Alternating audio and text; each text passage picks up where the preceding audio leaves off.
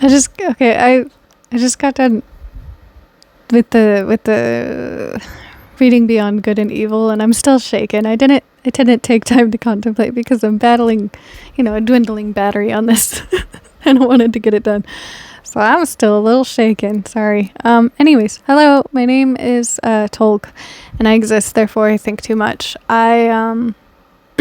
I'm going to read Marguerite Poret's The Mirror of Simple Souls, but I'm going to read the introduction to it. The reason I'm doing that is because I got to chapter 30. Someone questioned me and I didn't have the answer, so I figured I'd go back over the introduction to figure it out. Now I feel stuck reading it. This will be part 10, and I sometimes rant when I talk, and sometimes I cuss. Generally when I talk. I blamed it on ranting, but I think it's when I talk. If you do not like either of these things, please do not watch this video. Go have fun, clean your room, take care of yourselves. And I kind of don't remember where I left off, but generally I think I'm at odds with the sentiment overall. The introduction is written by Ellen Babinski. Yeah. I don't think I have anything else to say. Sorry. So, reason's intellect is limited. Okie dokie. However, because it is part of created being and cannot grasp the teachings of the intellect of divine love and reason, is thus servant to her mistress, divine love. I could have sworn I already read this. That is something, it repeats itself so fucking frequently, I won't know if I already read something or if it is just simply another repetition. Hey, bud. Yeah, you're perfect. You complain away. You're great. Exactly, bud. You wanna come up here? I don't know what that means. You've been fed, sweetheart.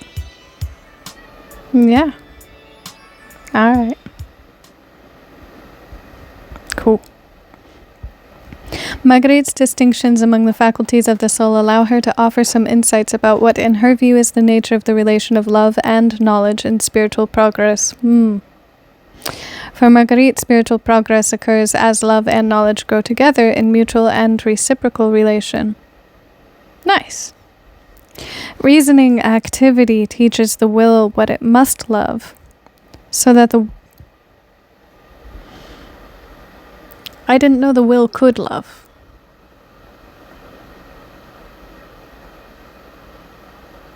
To will something, to want something, to act on something. An action of its own accord can love something? I don't believe that is true.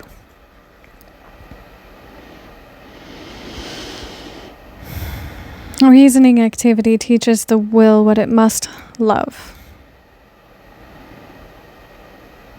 Wanting to love something, I guess.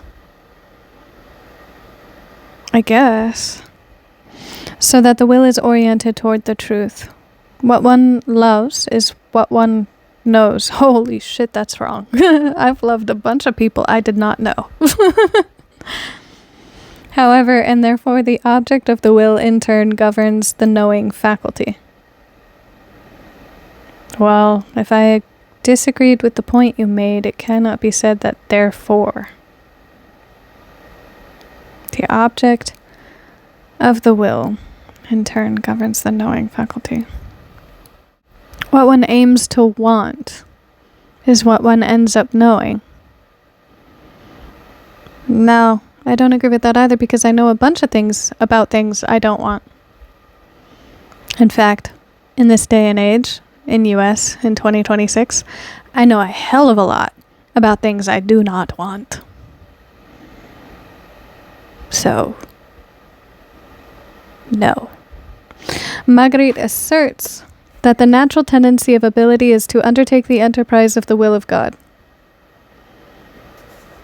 Well, that'd be nice if that were true.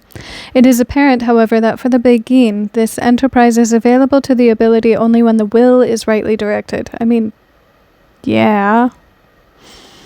If the will is... You're repeating yourself quite a bit. If the will is oriented to created things, that which isn't God, ability is impeded. I mean, I could agree with that. If God is infinite and you're not paying attention to that which is infinite, then you're stunting your capacity to do things based on honing in on something that is finite. Yeah. And what sort of intellect operates within the soul is impeded as well, since ability generates intellect in Marguerite's outline. There are many ways to learn. Some people learn by doing, some people learn by observing, and some people learn by... I learn things by repetition, I think. Like, when in school, I would take notes of exactly what they're saying, and then I'd have to go home and interpret the notes and write them down a few times to be able to understand. I think that means repetition. Could be ADHD. I'm not really sure. The Beguine theologian uses a number of terms for different kinds of knowing. Knowing is just knowing. There's not different kinds of knowing. Knowledge is just knowledge. The knowing available to the soul oriented only toward created things is termed savoir, but it is good to know that this is what it is meant. That could also be like languages have different ways of understanding things. I think Greek has like 16 different types of love, and like philios, eros. It is Platonic Greek. I don't know. Maybe there's a Greek word for that. Maybe it's philios. I don't know. But yeah, and in English, some of those terms are just lost in translation. So this could just be a translation thing more than it's a her creating these terms. The knowing available to the soul oriented only toward created things is termed savoir, which I translate, Babinski translates to know, and the knowing related to the meanings of created things is termed entendre, which Babinski translates to perceive or grasp. Entendre? Okay. Marguerite reserves her terms connaître and cognizance, which I translate to understand and understanding. Oh. Maybe a good amount of issues that I take with this writing is because I did not learn the language and have the writing itself exactly as it stands without being translated, which is my issue with the Bible.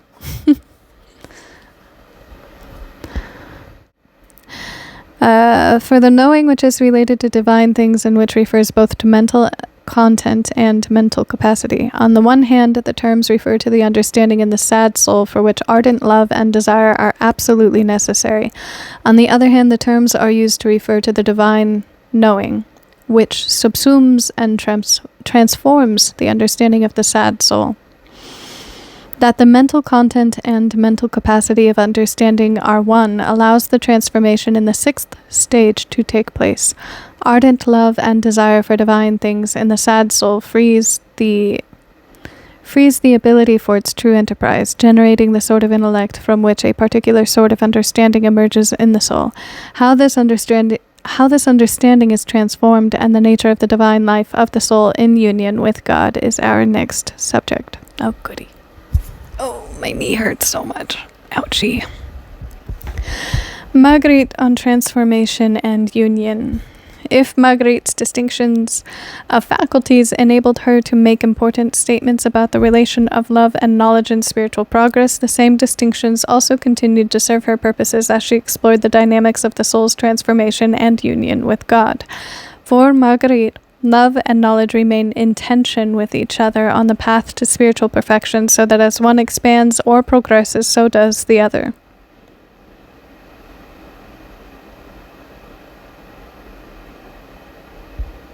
Wouldn't that be relation more than tension? In the Beguine's view, love and knowledge each increase the capacity for the other both in spiritual progress and in the goal of transformation and union. Therefore, first we shall analyze how the understanding of the sad soul is expanded at the opening of the fifth stage. Next, we will observe how the transformation of desirous love into divine love places the soul in the abyss of humility. Yeah, why is humility an abyss? The height of the 5th stage. We shall then be able to see how the soul is lifted into the 6th stage, where her understanding is transformed into divine understanding. Finally, when we examine the Beguine's images of union, we shall see that Marguerite intends a union of identity between the soul and God. That's dangerous. Which has 2 moments, both grounded in her theology of the Trinity. Okay. So this sets it up as... Wow, sorry, I stuttered too much. As though it is a step-by-step plan on how one might be able to put themselves into that step-by-step plan and also attain becoming an annihilated soul. And therein closest to God and capable of participating in God's courts and hearing God's secrets. But it does not... It divides it into steps, sure, but it does not necessarily make those steps available to others. Like, it'll say there are virtues, but it doesn't go over what those virtues are. It says that these are the steps to get there, but then it doesn't necessarily run you through what these steps are. It just defines that they exist, not how they exist, in what performance they exist, or in what way. Just that they do it all. Which is an incredible generality, and so vaguely put that 1, it would be hard to argue against, and 2, it would be hard to argue for. It would be hard for her, for the time, 1300, when the Catholic Church was attempting expansion territorially by property against reigning monarchs. So from Italy to France into the Middle East was the attempt, and it had a good amount of power struggle against France and certain territories in Italy. So while all of that is going on, you have this poor woman, Beguine, meaning on her own, presumably not a part of a specific convent of spiritual ideation that is intrinsically her own, battling against that same church, who is large scale, wanting better representation amongst the people. She would have been burned to set an example, to not stand against the church as a commonwealth. And if her arguments were this vague, again, I don't have the direct translation. I have Babinski's translation. I don't read French. I don't speak French, so it would be difficult for me to say exactly what is intended. But if the arguments were this vague, so to keep herself safe, they would also be very easy to stand against if the force is as big as the Catholic Church. Not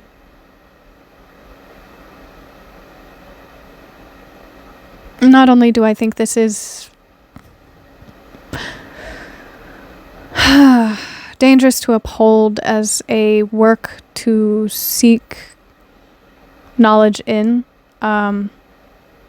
because of how vague it is, again, you'd be able to lead yourself into your own understanding and then say, well, it was her, not me, if ever confronted about it. But I think as a tactic goes to keep yourself safe from being a targeted woman on her own at the time,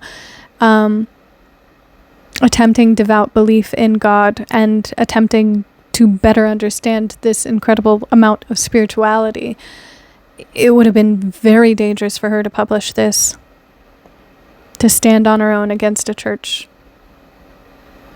attempting such an incredible power grab. She did her best to play it safe by staying vague, but it may have been a double-edged sword. Also, when it says grounded in her theology of the Trinity, I don't think she actually provides theology of the Trinity more than she says the Trinity exists. And then sets to say that the human soul mirrors the mirror of simple souls, the Trinity, in having three parts, but I cannot say that it's a mirror so much as a similarity in both the progression, that they're both moving forward in a direction rather than in the same direction, or that these three parts are at all similar to one another more than they are just similar in that they are three. So there again, I disagree generally with the teachings. We have seen that the sad soul possesses the kind of understanding from her intellect and her ability which understands that there must be a better life, senses her wretchedness because she lacks it.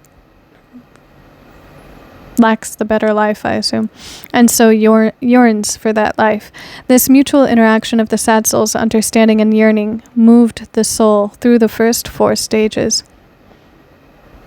Marguerite makes use of the traditional threefold pattern of spiritual growth as she describes the illuminative 5th stage,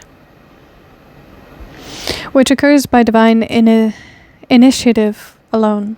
At the opening of the 5th stage, the sad soul receives from the movement of divine light some considerations by which her understanding is to be expanded. These considerations reveal to the soul her true nature and the manner of her relation to God. Well, self-introspection is always good. By the teachings of faith, the soul knows that God is power, wisdom, and goodness. And others things as well. The expansion of the understanding begins when she understands that she knows nothing about herself or about God, and that what she understands about herself is what she understands about God.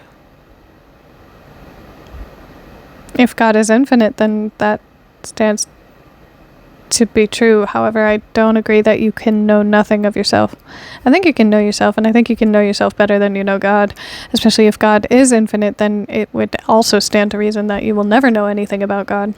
Not anything. You will never know God. You may know things about God, but you will never actually know God because of the infinite aspect. But that again is only if you believe that God is infinite. If you believe that God is purely love, then your God is finite. And if you believe that God is power, wisdom, and goodness alone, then your God is still finite. I'm going to end it on that note. I don't intend by reading anything to cause a psychological break. There was a period in which I was very steadfast about religion and faith, but concluded that I was steadfast because of practices more than my understanding of why the practices took place. I think it is healthy to challenge yourself. I think it is healthy to ask yourself why exactly you believe in something. I don't intend to, and I do not desire to, take apart anybody's belief system brick by brick. If what I am saying offends you, you're perfectly well within your right to be offended. You don't have to watch these. These are my takeaway, my opinion, purely and solely. Again, I do not intend for these to be something that lead people into an understanding. That is for you to do for yourself. Your understanding is yours to find and yours to stand by. And I hope you attempt better understanding in everything. I hope you do question what you believe in and why you believe in it, so that you may be able to stand by it firmly.